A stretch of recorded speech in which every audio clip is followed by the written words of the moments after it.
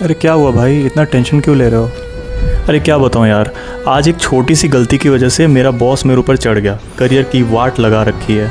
ऊपर से कितनी सारी चीज़ों का सोशल प्रेशर होता है। आज रात को फिर एक मुझे पार्टी में जाना है तो मैं ना नहीं कह पा रहा हूँ। Adulting is not easy you know.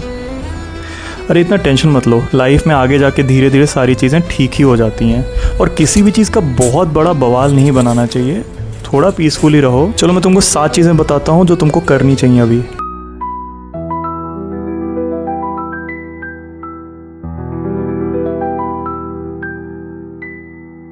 अगर आज मैं 28 साल का वापस होता तो मैं ये 7 चीज़ें अपनी ज़िंदगी में थोड़ा अलग करता, क्योंकि आज अभी इस पड़ाव में मुझे थोड़ा ज़्यादा एक्सपीरियंस और नॉलेज हो चुका है। तो I would have advised my 28-year-old self to do these things a little differently. Number 7,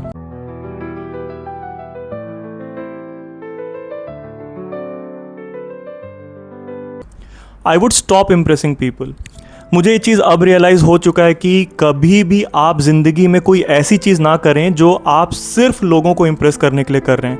या तो ये हो सकता है कोई बहुत बड़ी खरीदारी करना, या फिर कोई ऐसी पार्टी थ्रो करना जो सिर्फ आप सोसाइटल प्रेशर में कर रहे हैं, जिसका एक बहुत बड़ा एग्जाम्पल होता है the big fat Indian wedding. हम अपनी ज़िंदगी के सेविंग का एक बहुत बड़ा हिस्सा वेडिंग्स में खर्च कर देते हैं, जो आज मुझे लगता है कि वो बचाया जा सकता था by throwing a small ceremony and calling just your close friends and family. क्योंकि 75% जनता जो आपकी शादी में आती है, ना तो उनको आपसे फ़र्क पड़ता है, ना आप उनसे कभी खुद ताल्लुकात रखते हो बाद में ज़िंदगी में। Number 6, say no to things that are not important to you. For example, आप एक लेट नाइट पार्टी को यस इसलिए बोलते हो because you are afraid to lose your social group. Just because आपके ग्रुप में लोग आपको कोई चीज़ करने के लिए बोल रहे हैं, कहीं जाने के लिए बोल रहे हैं और आपको नहीं करने का मन है, तो शायद आप ना कह सकते हैं। भले वो लोग थोड़ी देर के लिए नाराज़ होंगे, लेकिन people forget about it. Honestly people do not care as much as you think, और उसको उतना बड़ा बनाने की जरूरत नहीं होती है। Number 5, travel more often. Even though मैंने ज़िंदगी में ट्रैवल किया हुआ है, लेकिन मुझे आज इस वक्त ये लगता है कि जब भी मौका मिलता था मुझे ट्रैवल करना चाहिए था। अगर थोड़े भी पैसे हो, रिसोर्सेज हो, टाइम हो, और आपको अगर ट्रैवल करना पसंद है तो ट्रैवल ज़्यादा करना चाहिए यंग एज में, क्योंकि बाद में आप बैक पैकिंग शायद उतना नहीं कर पाओगे, या फिर आपके पास एनर्जी उतनी नहीं रहेगी और आप अच्छे रिसोर्सेज ढूंढोगे ट्रैवल करने के लिए। मतलब आपको बहुत अच्छे होटल्स, आपको बहुत अच्छी गाड़ियाँ, ये सब चीज़ों की दरकार ज़्यादा लगती है बाद में। So at the drop of hat, if you get a chance, travel more often. Number 4, to pay more attention to your physical and mental well-being. ये मैं कोई नई बात नहीं बता रहा, ये बहुत ही घिसी पिटी और पुरानी बात है, and it might be the oldest law in the book, but ये रियलाइज थोड़ा बाद में जरूर होता है। जैसे हमारा जो शरीर है वो एक बैंक की तरह है, the more you put garbage into it, it starts paying you off later in your life. Physical health को कभी भी ग्रांटेड नहीं लेना चाहिए, and similar for mental health. अगर आप किसी चीज़ से आपको प्रॉब्लम हो रही है, आप मेंटली ऑक्यूपाइड हो, डिप्रेस हो रहे हो, तो फिर आपको उसको लेके सीरियसली बातें करनी चाहिए, या you should be seeking attention. और जैसे सिंपल चीज़ है कि मैंने कई बार ज़िंदगी में मेडिटेशन ट्राई किया है और फिर मैं उसमें फेल होता था, और मैं बीच में ट्राई करता हूँ, छोड़ता हूँ, ट्राई करता हूँ, छोड़ता हूँ। मुझे लगता है कि इस चीज़ की आदत आपको बहुत पहले से लगानी चाहिए। नंबर 3, सोशल सर्कल को उतनी इंपॉर्टेंस नहीं देनी चाहिए।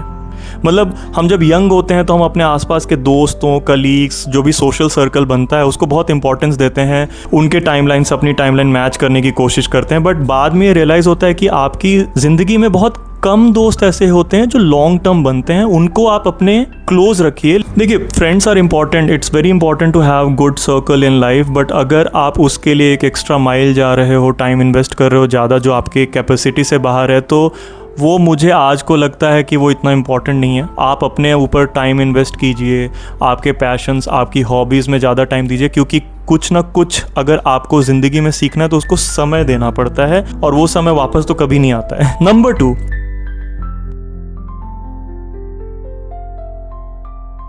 अपने मेंटल पीस को किसी भी चीज के लिए जिंदगी में ट्रेड ऑफ मत करो। हम जब यंग होते हैं तो छोटी छोटी बातों का हम बहुत बड़ा बवाल बना लेते हैं, बहुत टेंशन ले लेते हैं। जैसे कि करियर में कोई प्रोजेक्ट में थोड़ा कुछ खराब हो गया तो आप उसको बहुत बड़ा बना लेते हो, आपको लगता है कि इससे काफी डोर्स क्लोज हो जाएंगे। लेकिन अगर कोई चीज आपके मेंटल पीस को इतना ज्यादा डिस्टर्ब कर रहा है कि आप हैंडल नहीं कर पा रहे, आपको ये रियलाइज करना बहुत इंपॉर्टेंट होता है कि चीजें सॉर्ट हो जाती हैं। इतना टेंशन नहीं लेना चाहिए, थोड़ा चिल करके, थोड़ा रिलैक्स करके जिंदगी जीनी चाहिए। मेंटल पीस को अटमोस्ट इंपॉर्टेंस देना बहुत ज़रूरी है। एंड लास्ट नंबर 1 पे, there is never the perfect time in life. हमें ये लगता है कि जब लाइफ में ये चीज़ हो जाएगी तो हम वो करेंगे, वो चीज़ हो जाएगी तो ये करेंगे। ज़िंदगी कभी भी पूरी तरह से सुलझती नहीं है, थोड़ी थोड़ी उलझी हमेशा रहेगी, कुछ ना कुछ हमेशा अनसॉल्व रहता है।